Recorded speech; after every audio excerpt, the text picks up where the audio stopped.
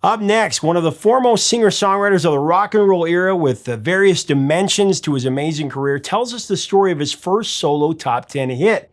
It began the 80s with a bang. It included a mystery voice who most don't know sang background vocals on the song and lead on the bridge. The story of this is next on Professor of Rock. Hey music junkies, Professor of Rock, always here to celebrate the greatest artists and the greatest songs of all time. If you are a massive music fan, all things rock, pop, and soul, this channel was made directly for you. Just subscribe below for our daily content. Make sure to check out our new merch, including our brand new Vintage Years collection. Or, of course, we have a big four of a classic year in music. Also, take a gander at our exclusive content at our Patreon. And both of these things help us curate this channel and continue to produce new interviews and new videos. So it's time for another edition of our show, Revelations, where featured artists take us for a deep dive behind their greatest songs and their greatest albums. In 1980, Kenny Loggins won his first Grammy for Song of the Year. He shared the award with Michael McDonald, as they both wrote the crown jewel of yacht rock, depending on your preference, What a Fool Believes.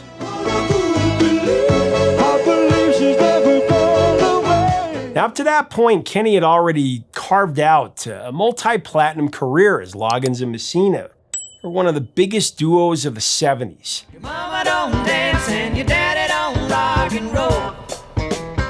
And it was part of a top 5 hit, the duet with Stevie Nicks, Fleetwood Mac at the time. Of course, I'm talking about Whenever I Call You Friend. Whenever I call you friend. He also had a number 11 smash with Michael McDonald, This Is It. This is it. Don't be a fool anymore. All of those hits came from collaboration, though.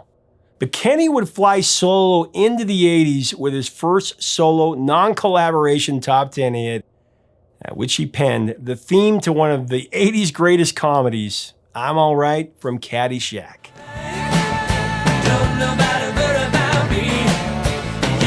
Which not only became a massive number 7 hit, but it would start Kenny's path to becoming the king of the movie soundtrack, with Footloose and Danger Zone, amongst many others that would follow.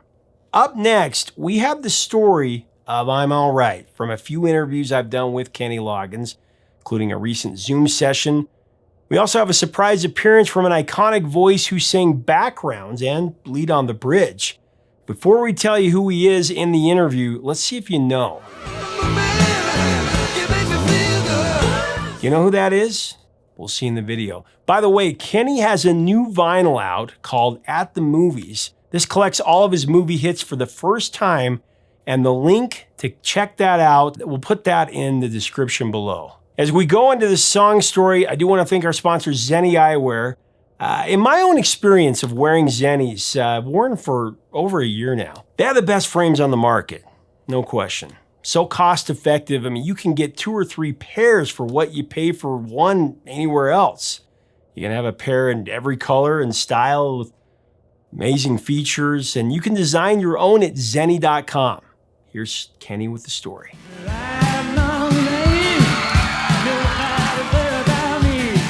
Caddyshack. Let's talk about I'm All Right, which I got to tell you got a 4-year-old and a 6-year-old, and the first concert they ever saw, I took them to see you. And they have been fans since then. I mean, they love everything.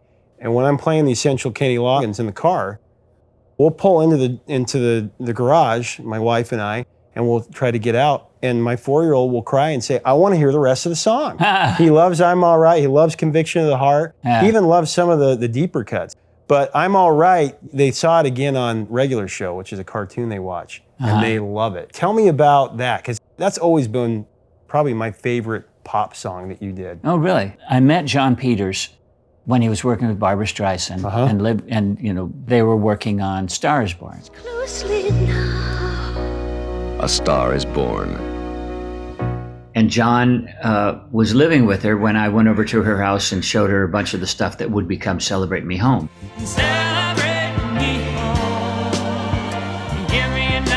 And while I was in the process of that, I became friends with John. And then when John and Barbra broke up, he moved to Hollywood and he decided to make a movie.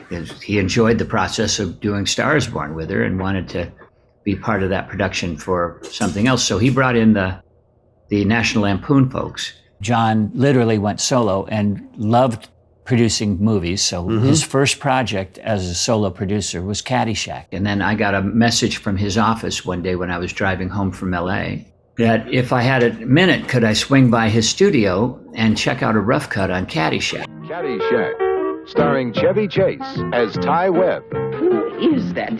That was the first movie thing that I did. So I came and I watched a rough cut of the movie. They didn't have the gopher in, they didn't have the ending in, but I laughed my off. It was definitely some great moments for Chevy Chase and Rodney Dangerfield and Bill Murray. I don't know how anybody imagined that they wouldn't just have a home run with that. And that was the beginning of writing I'm All Right and all the Caddyshack stuff. And I loved what I saw, and I wrote like 3 things for the movie. I'm all right, nobody worry about me. I'm all right, nobody worry about me. Where did the kernel of that first come from? Oh, right. Well, when I saw the rough cut of the movie, the director had his own choices of the concepts of the music that he wanted in the movie. What they had in the movie back then is what's called temp music. And temp music is where the director has an idea of the kind of song he wants in that moment. And he picks stuff from his own library, or she. And the temp song that he had in the opening scene, so you have the opening scene of young Danny riding his bicycle through suburban whatever it was.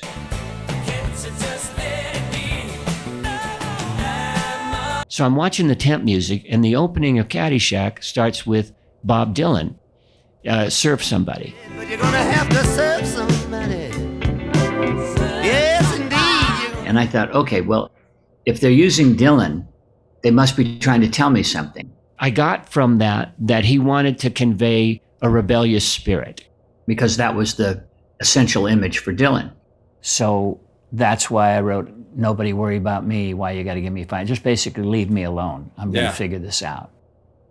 And that became Danny's theme.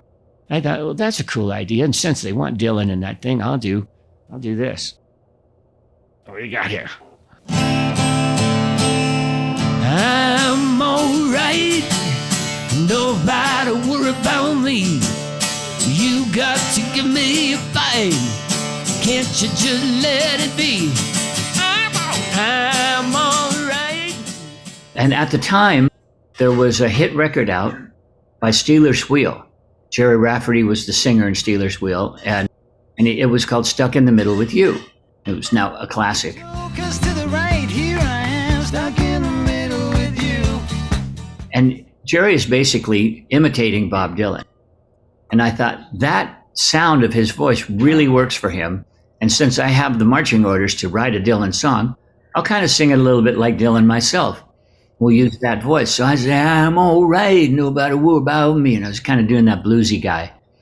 And that's how that voice and that character emerged. You told me one time after you wrote that you knew, and you woke up kind of in the middle of the night and said, oh man, that's a great song. I think I just wrote a hit. Yeah, no, I knew it the day I demoed it. On the acoustic guitar, I took it into Santa Barbara and demoed it with just a drummer and myself. And interestingly enough, we were working on the tune, and I tried to syncopate the drum part more. But the drummer was not extremely advanced as a drummer. He was pretty basic. Mm-hmm. So I had to boil the drum parts down to pa, pa, pa.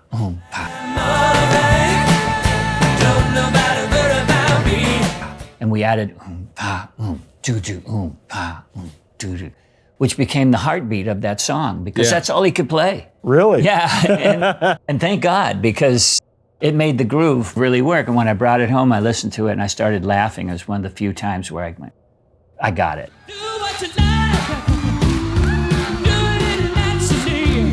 Of course, the background vocals and even the bridge part, Eddie Money. All right. Don't let me forget that. I wanted to layer different voices on different lines, and so I asked him if he'd come in and sing a line. You sang the parts on I'm All Right. Yeah, he made sure that came off the record. Oh, really? Well, I was showing it to my kids the other day, and I said, who do you think this is? And they're like, I don't know.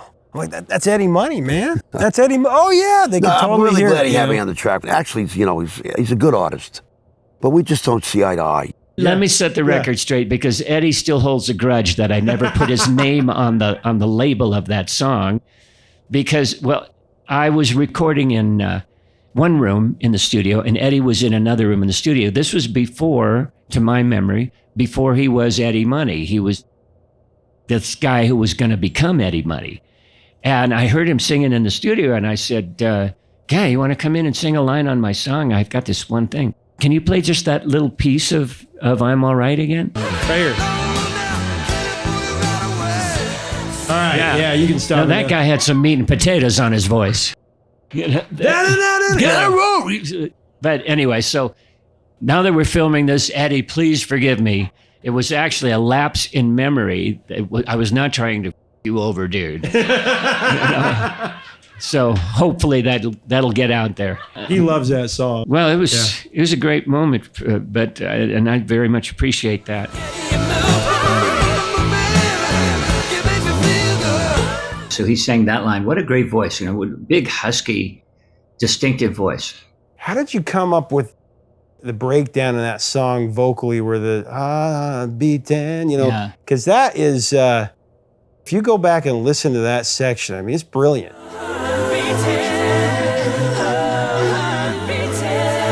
The way the harmonies and the music comes together. How did you come up with that? I don't know. Really? Yeah, I don't know. I think probably, it's part of that is the muse. You never know where it's going to go. But that said, I don't know. I hit that section of the song and just seemed like I wanted to break out of that box and take it somewhere else.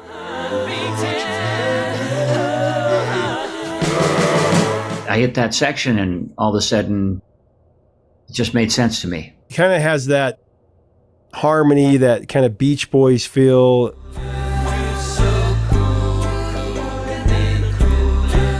And I know that Brian Wilson's an influence on you. Yeah, that was very much an influence. And I think that's like the opening of Whenever I Call You Friend.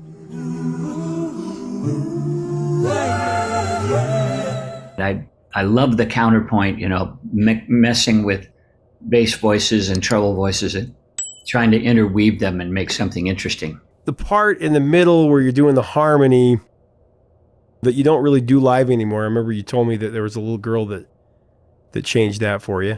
Right? Yeah. Little kid said, why do you stop the song in the middle like that? I don't know why I do that. Maybe I shouldn't for live versions. If I want people to get up and dance, I should probably not sit them down. I paid attention.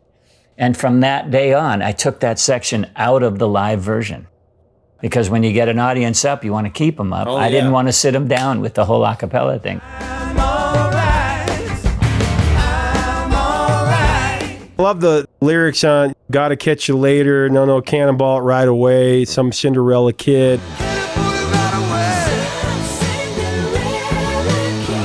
When people really listen to the lyrics, there's a message there. You're talking about the kid in the movie, right, Danny? Yeah, and the Cinderella story, is one of Bill Murray's moments in the movie, and Cannonball It, where he and Chevy Chase are at Bill Murray's apartment or whatever that was, tent. And then one more, he's right on top of Cannonball. Cannonball coming. Cannonball coming. And so I pulled little things from the movie to try and create a vibe. And then parts in it, I love to ask about just the little nuances in a pop song that you really appreciate when you hear it over and over again. Of course, this is played on classic rock and pop stations all the time. Once you hear it so many times, you start to pick up on different things. I always wondered about the stop and the start on the I'm All Right deeper into the song. Uh-huh. Was that kind of natural that happened in the studio? Was that planned? Tell me about that. For some reason, I arranged the song with that extra 4-beat break in the middle.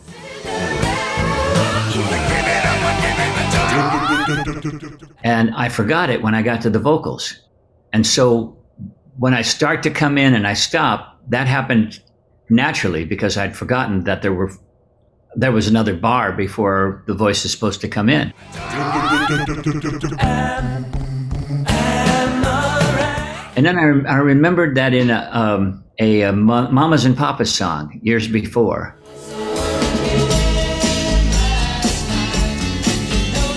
They had the same false start idea, probably for the same reason. I saw her again last night, and you know that I wouldn't. I saw her again. False start in there was probably John Phillips' arrangement, and Danny just forgot, so they kept it. Beach Boys did that too a couple of times. I remember the little girl I once knew. They had a false start. There was a pause there. Look out, baby. And actually, a lot of people thought the song was over, and so it was heading all the way up the charts, and it stalled because people had turned the song off before it got halfway through the middle. Oh, no. Because of that. This was your first solo top 10. I know you had a top 5, but that was it was always a collaboration, right? You had number 11 with Michael McDonald singing with you on This Is It. This is it. Don't be a fool anymore. And then Stevie Nicks at number 5. This was like your first sole, just you, top 10 hit.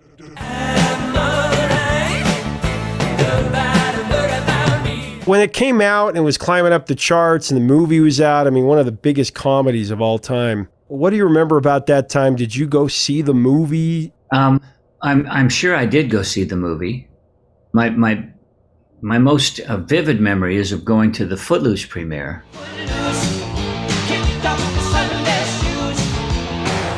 I will say one thing that I never said to you about Caddyshack, which is that when I first saw the rough cut, at the end of it, John Peters comes out and says, "So, dude, you're missing some really important stuff.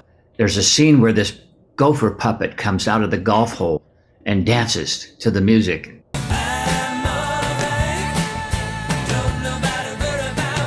And I thought, God, I hope that's not as lame as it sounds. And it turned out to be not as lame as it sounds. Everybody loved that. It was a hand puppet, for Christ's sake. In an era where CGI was coming in strong. And this whole rivalry between the Gopher and Bill Murray was a central point of the whole movie. So I didn't get to see that part. And I never anticipated that the Gopher would be dancing to my song, which is like the thing that makes it last forever. I want to ask you about Nobody's Fool. People don't realize this, but it was as big a hit as I'm All Right was.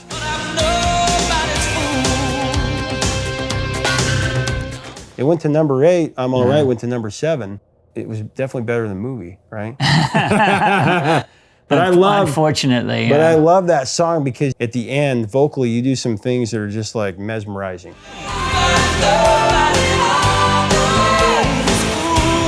Tell me about writing that song. Just Caddyshack, they wanted to come up with another song? Yeah, because it was Caddyshack Part 2. They asked me if I was interested, and I was really hoping that they'd get Rodney Dangerfield and get some of the originals back. And it just wasn't the same. You can't replace Bill Murray. It looks like I'm a wreck. It's in the hole! When they were showing Bill Murray on David Letterman, when they were saying goodbye to Letterman, I remember that they used that as the song as they were showing all the Bill Murray appearances on David Letterman.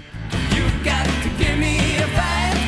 Why don't you just let me? I love that. It's really become like his theme song, even more than Ghostbusters. Something strange in your neighborhood. Who you gonna call? Yeah, that's surprising. Just the simplicity of that movie. And that character was a quintessential Bill Murray character. The Caddyshack character.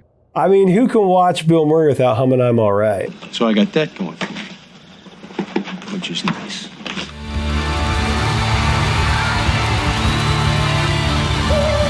As I said, Kenny has his new album At the Movies. That's out now. The link to stream or buy it is in the description below. Make sure to check that out. Leave us a comment about this amazing sing-along from 1980. What are your memories of the song and this movie? What are your thoughts on Kenny Loggins as one of the 80s foremost hit makers, and the 70s and the 90s? If you like our content, we invite you to be a permanent part of our channel by subscribing below. And make sure to check us out on Patreon for even more content. Check out our Vintage Years collection and our merch. Help us keep the music alive. Until next time, 3 chords and the truth, my friends.